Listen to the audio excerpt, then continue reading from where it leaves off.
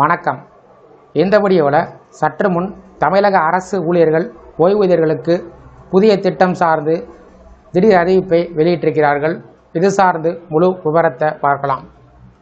இந்த வீடியோவை தொடர்ந்து பார்க்குறதுக்கு முன்னாடி நம்ம சேனலை இதுவரைக்கும் சப்ஸ்கிரைப் பண்ணாதவங்க சப்ஸ்கிரைப் பண்ணிக்கோங்க.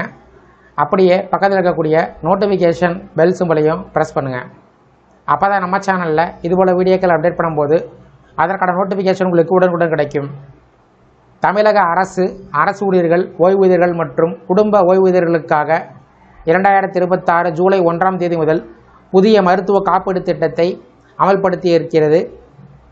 இந்த திட்டம் 2031 ஜூன் 30ஆம் தேதி வரை நடைமுறையில் இருக்கும். புதிய திட்டத்தின் கீழ் அங்கீகரிக்கப்பட்ட மருத்துவமனைகளில் ரூபாய் 7.5 லட்சம் வரை பணமில்லாத சிகிச்சையும் 46 வகையான தீவிர நோய்களுக்கு ஒரு குடும்பத்துக்கு ரூபாய் 12 லட்சம் வரை சிகிச்சை பெறும் வசதி வழங்கப்பட்டுள்ளது. மேலும் 2992 சிகிச்சைகள் மற்றும் அறுவை சிகிச்சைகள் இதில் இடம்பெற்றிருக்கின்றன.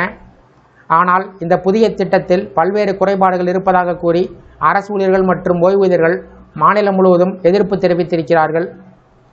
அவர்களுடைய முக்கிய எதிர்ப்பு மருத்துவ காப்பீட்டுக்காக மாதந்தோறும் சம்பளம் மற்றும் ஓய்வூதியத்திலிருந்து கட்டாயமாக பிரீமியம் தொகை பிடித்தம் செய்யப்படுவதே ஆகும்.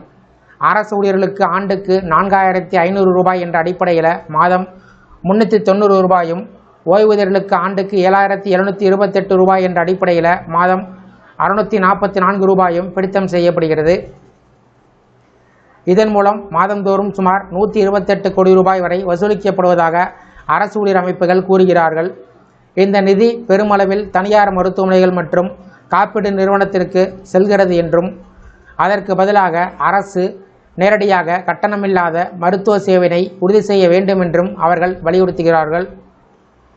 மேலும் சிகிச்சைக்கான உச்சவரம்பு ரூபாய் 12 லட்சமாக உயர்த்தப்பட்டிருந்தாலும் எந்த நோய்க்கு எவ்வளவு தொகை வழங்கப்படும் என்பது தெளிவாக குறிப்பிடப்படவில்லை என்று குற்றச்சாட்டு உள்ளது. அதனோடு கண்புரை அறுவை சிகிச்சை மற்றும் கர்ப்பப்பை அகற்றும் அறுவை சிகிச்சை போன்றவை காப்பீடு பட்டியலில் இருந்து நீக்கப்பட்டிருப்பதாகவும், காப்பீடு திட்டத்தில் இடம்பெறாத மருத்துவமனைகளில் சிகிச்சை பெற்றால் வழங்கப்படும் திருப்பி செலுத்தும் தொகை 75% 60% குறைக்கப்பட்டிருப்பதையும் அரசு ஊழியர்கள் எதிர்க்கிறார்கள். மேலும் முந்தைய திட்டத்தில் இருந்த கட்டணமில்லாத சிகிச்சை குறித்த உறுதி மற்றும் காப்பீடு நிறுவனம் சார்பில் 3 மாதங்களுக்கு ஒருமுறை நடத்தப்பட்ட குறைதீர் கூட்டம் போன்ற அம்சங்கள் புதிய அரசாணையில் இடம்பெறவில்லை என்பது அவர்களுடைய சுட்டிக்காட்டுகிறார்கள். இதன் காரணமாக கேரள மாநிலத்தில் நடைமுறையில் இருப்பது போலவே தனியார் காப்பீடு நிறுவனங்கள் வழியாக அல்லாமல் மாநில அரசே மருத்துவ காப்பீடு திட்டத்தை நேரடியாக நிர்வகித்து அனைத்து மருத்துவமனையிலும் அரசு ஊழியர்கள் மற்றும் ஓய்வூதியர்களுக்கு முழுமையான கட்டணமில்லாத சிகிச்சையினை வழங்க வேண்டும் என்பது அரசு ஊழியர்கள் ஓய்வூதியர்களுடைய கோரிக்கையாக உள்ளது. இந்த வீடியோ சார்ந்த உங்களுடைய கருத்துக்களை கமெண்ட் செக்ஷனில் கமெண்ட் பண்ணுங்கள். இந்த வீடியோ பிடிச்சிருந்தால் வீடியோக்கு ஒரு லைக் பண்ணுங்கள். இந்த வீடியோவை உங்களுடைய நண்பர்கள் மற்றும் உறவினர்களுக்கும் ஷேர் பண்ணுங்கள். நன்றி.